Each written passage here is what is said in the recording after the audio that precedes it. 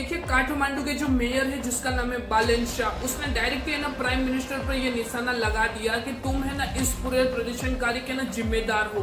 और देखिए काठमांडू के जो मेयर है उन्होंने तो है ना प्राइम मिनिस्टर को ये तक कह डाला कि तुम है ना इंसान नहीं बल्कि एक आतंकवादी हो। देखिए नेपाल के लोग इसलिए विरोध प्रदर्शन में जुड़ने के लिए मजबूर हुए क्योंकि गवर्नमेंट ऑफ नेपाल ने ना 26 जो सोशल मीडिया ऐप है उनको बैन कर दिया। देखिए नेपाल के कर्सिया में रहने वाले रमेश मंडल ने ये बताया कि जो नेपाल है उसके अंदर है ना चाइनीज ऐप टिकटॉक को छोड़कर सभी ऐप को ना बैन कर दिया गया है।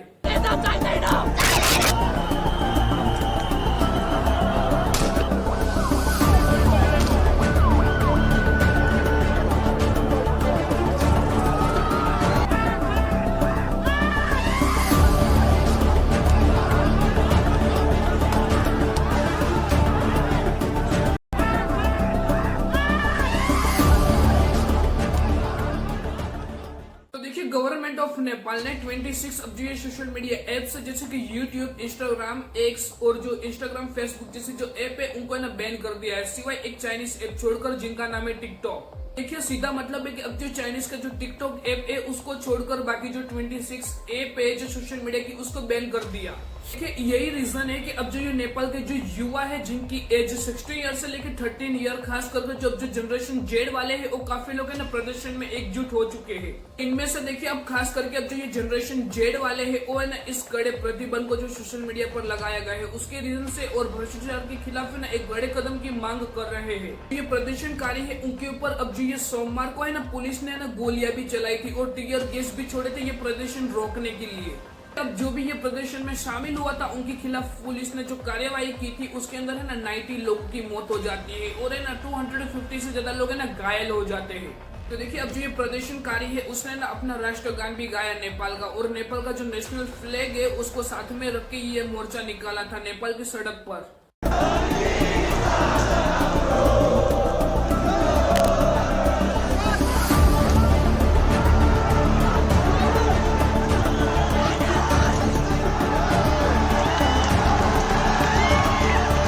और देखिए अब जो ये प्रदर्शन है वो तब इतना जाके बढ़ा अब जो ये सांसद है उसमें ना लोगों की भीड़ जमा हो गई और उसमें आग लगा दी। सांसद के अंदर जो लोग घुस पड़े थे प्रदर्शनकारी उसके ऊपर पहले पानी की बछोर की, फिर टीयर गैस छोड़े और आखिरी में गोलियां भी चलाई।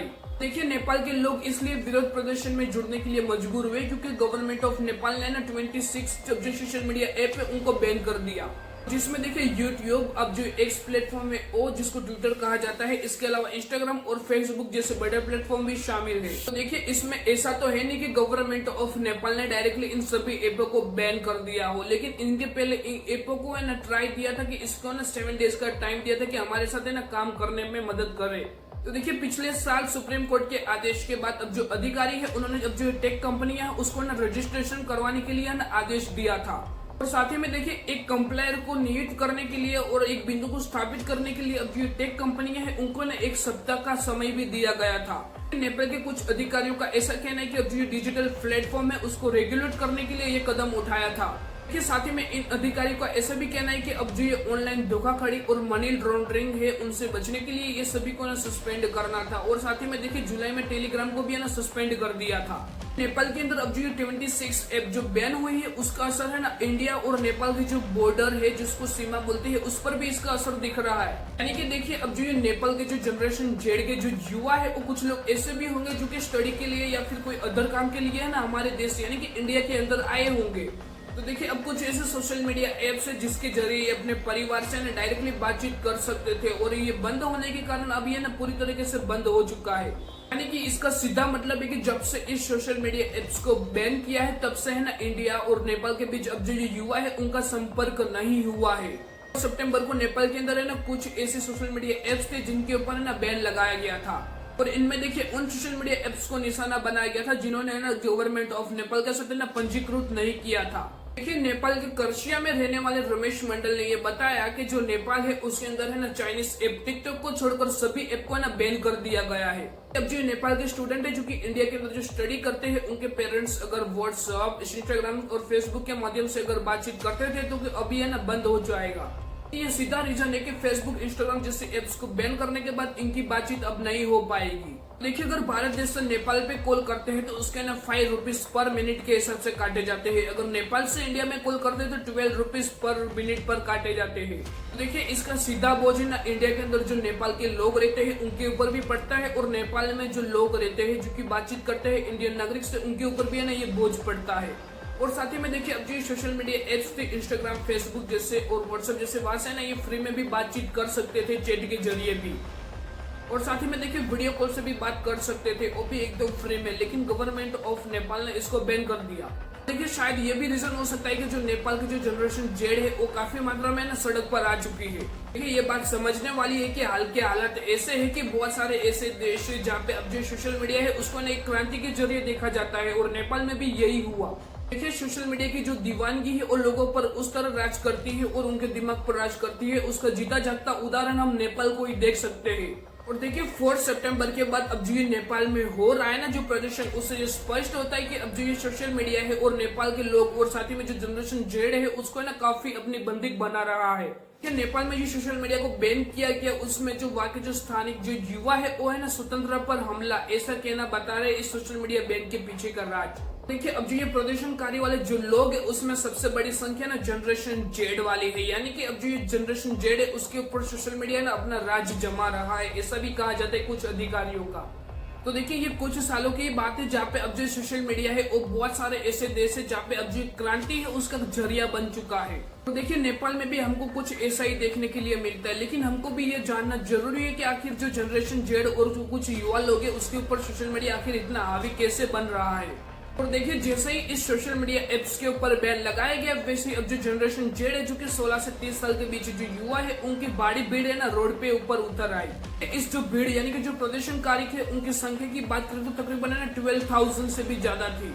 यानी कि देखिए, जनरेशन जेड के जो युवा है वो है ना 8 सितंबर को नेपाल की राजधानी काठमांडू में प्रदर्शन के लिए उतर आए थे। और देखिए, खास तौर पे इस सोशल मीडिया को एप्स को इसलिए प्रतिबंध लगाया क्योंकि जो नेपाल के अधिकारी है उन्होंने ये बताया क्योंकि सोशल मीडिया के ऊपर है ना जो फर्जी खबरें, फर्जी भाषण और इसका दुरुपयोग किया जाता था। तो देखिए, ये प्रदर्शन है वो पूरे विश्व के लिए है ना एक उदाहरण साबित हो सकता है, क्योंकि अब जो सोशल मीडिया है कोई भी नई पीढ़ी को ना इससे प्रभावित कर सकता है।